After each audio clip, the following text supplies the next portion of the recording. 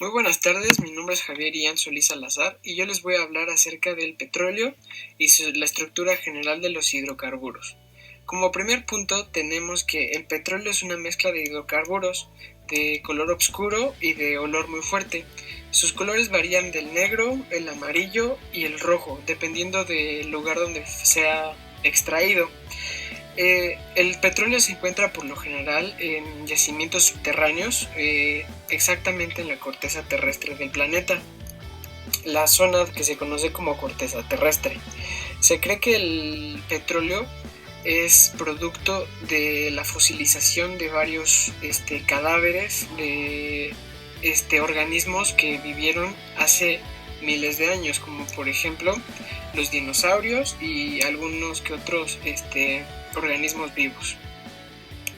Hablando de los hidrocarburos presentes en el petróleo, tenemos algunos tipos que van desde los aromáticos, los alifáticos y los alifáticos cíclicos, que por lo general se identifican o se caracterizan por una estructura molecular y una composición atómica distinta.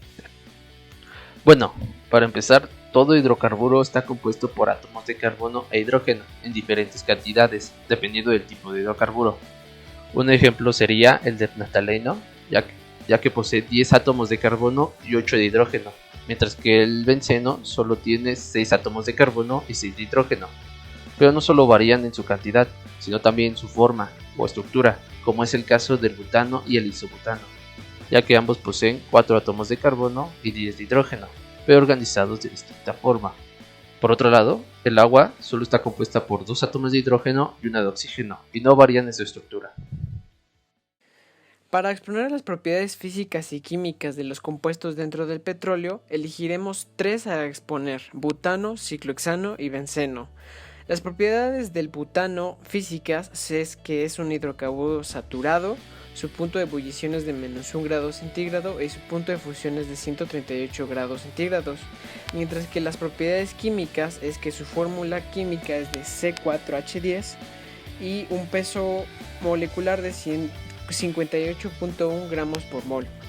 Para el hexano, las propiedades físicas es que es un líquido incoloro con olor penetrante parecido al del petróleo, tiene baja toxicidad y su punto de ebullición es de 80.74 y su punto de fusión es de 6.5 grados centígrados, mientras que las propiedades químicas es que su fórmula es de C6H12 con un peso de 84.16 gramos por mol, es volátil y es altamente reactivo con el aire.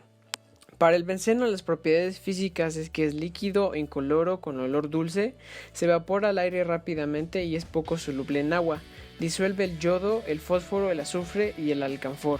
Es menos denso que el agua y hierve a 80 grados Celsius, mientras que las propiedades químicas es que su fórmula es C6H6 con un peso de 78.11 gramos por mol y un núcleo polarizado. Ahora bien, cada uno de estos 3 átomos tiene una determinada configuración electrónica. El átomo de carbono posee una configuración electrónica de 2 niveles de energía y 2 subniveles de energía, es decir, 1s2, 2s2, 2p2. Esto es debido a que el carbono solo posee 6 electrones. Mientras tanto, el oxígeno tiene una configuración semejante porque posee 8 electrones, 2 más que el carbono, que se reparten en los mismos niveles y subniveles de energía. Esto termina como 1s2, 2s2 y 2p4. Al final, el átomo con el que se unen ambos respectivamente, o sea el hidrógeno, solo posee un electrón, por lo que se organiza en el primer nivel y el primer subnivel con un solo electrón, es decir, 1s1. Entonces, ¿cuáles son los enlaces entre ambas moléculas? Pues bien, todos los hidrocarburos tienen enlaces apolares, debido a su diferencia de electronegatividad. El carbono tiene una electronegatividad de 2.5, mientras que el hidrógeno solo tiene 2.1, y su diferencia es de 0.4, otorgándole a estas moléculas un carácter apolar. Mientras que el agua posee enlaces polares, y debido a que el oxígeno tiene 3.5 como electronegatividad, y la diferencia entre el oxígeno y el hidrógeno es de 1.4, le otorga un carácter polar. A continuación hablaremos de las propiedades físicas y químicas de nuestros hidrocarburos. Primero tenemos que el butano, isobutano, pentano y el ciclohexano tienen una estructura tetraédrica. El naftaleno, el etileno y el benceno, trigonal plana, y por último el etino lineal. Todos estos hidrocarburos son apolares debido a que tienen una simetría. Su fuerza molecular de todas ellas es dispersión de London, por lo que la mayoría son gases, a excepción del benceno, que es líquido, el naftaleno, el ciclohexano y el pentano. Por lo mismo que son hidrocarburos, no son solubles en agua. Sin embargo, hay pequeñas excepciones como el etino y el benceno que son poco solubles en agua, mas no insolubles. Casi todos los hidrocarburos son altamente volátiles, a excepción del pentano y el naftaleno, que son moderadamente volátiles. Las densidades de los hidrocarburos varían mucho, de los más pequeños, que es 0.78 como el ciclohexano, a las densidades más altas como las del benceno de 879. Esta se mide en kilogramos sobre metro cúbico.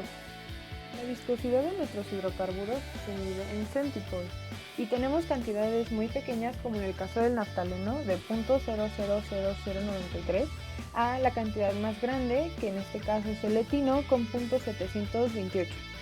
Del mismo modo, nuestros puntos de ebullición varían mucho. Estos están medidos en centígrados y tenemos puntos de ebullición muy bajos, como en el caso del etileno de menos 103.7 centígrados, a los más altos, como en el caso del naftaleno, de 218 centígrados. El impacto ambiental y social de la situación del problema corre por varios puntos. El primero es el agua. Tenemos que conocer características y propiedades para que el agua sea potable. Sus características son: tiene que ser inodora, incolora e insípida y no contener contaminantes. Algunos ejemplos de los contaminantes son los agentes patogénicos, como lo son bacterias, parásitos o virus. Por eso tiene que seguir normatividades para que el agua sea potable. Tiene que seguir un proceso de potabilización donde una de las principales normas tiene que ser un proceso de desinfección y filtración. Dentro de sus propiedades debe existir un balance entre los gases y sales disueltas en el agua, así como no contener microorganismos que atenten contra la salud. También pasa por la toxicidad de los hidrocarburos del petróleo. Es variable conforme al tamaño, estructura y forma de la molécula. Generalmente son derivados del petróleo y debido a sus propiedades físicas y químicas, tales como su densidad, viscosidad y estructuras aromáticas, son altamente tóxicos. Los efectos liberados por los hidrocarburos son nocivos para la salud del ser humano, ocasionando enfermedades como el cáncer o intoxicación. También representan riesgos para el medio ambiente, teniendo repercusiones en la flora y fauna marítima directamente.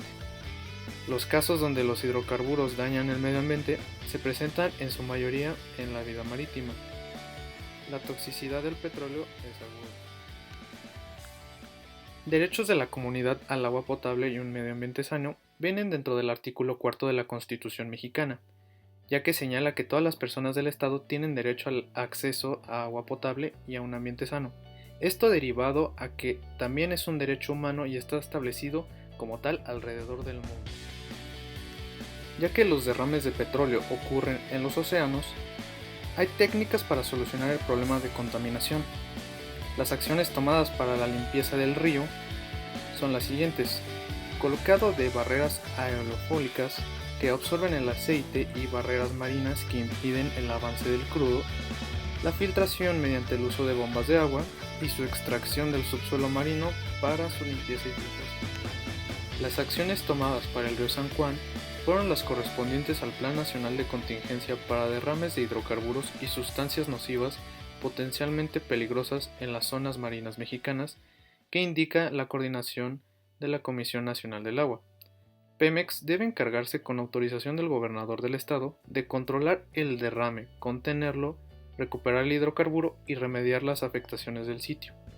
El problema ya se había resuelto al 90% una semana después del incidente y se esperaba que fuera completamente removido un mes después. En la actualidad aún quedan residuos y daños en la seguridad de la flora y el suelo. El río aún cuenta con partículas del hidrocarburo. y las familias continúan abasteciéndose con pipas de agua potable. Los derrames de petróleo representan un daño casi irreversible en la naturaleza y es importante investigar más allá de cómo remediar los problemas del derrame de petróleo, investigar cómo evitar que estos daños sucedan, además de investigar ciertas opciones para reemplazar al petróleo y trabajar de manera más segura en todo el mundo. Entonces, poder identificar las características o propiedades, ya sean químicas o físicas, para comprender el comportamiento de un átomo, moléculas o interacciones intermoleculares nos permitió entender con mayor facilidad al mundo, poder manipularlo, para desarrollar soluciones, como fue el caso de la situación problema, ya que pudimos comprender la causa de la problemática y además pudimos descubrir métodos compuestos que nos apoyaron para la solución, comprendiendo su comportamiento y determinando las razones por las que son de ayuda. Gracias a este proyecto pudimos poner en práctica los conocimientos vistos en clase en la búsqueda de las diferentes características de los hidrocarburos que componen el petróleo. Con estas pudimos ser capaces de entender la problemática que existe con los derrames de petróleo en agua, ya que estos no son solubles en ella, y gracias a esa información poder proponer soluciones, que en este caso fueron los métodos de separación, de los cuales el que más me gustó fue el de las nanomembranas. Gracias a los conocimientos vistos en química y a la situación problema, nos pudimos dar cuenta de que los derrames de petróleo son tan peligrosos, ya que tienen propiedades físicas y químicas que atentan contra la vida marítima. Esta situación problema también nos ayuda a reflexionar acerca del impacto ambiental que tienen los hidrocarburos, ya que contaminan el agua y no solo eso, contaminan el medio ambiente.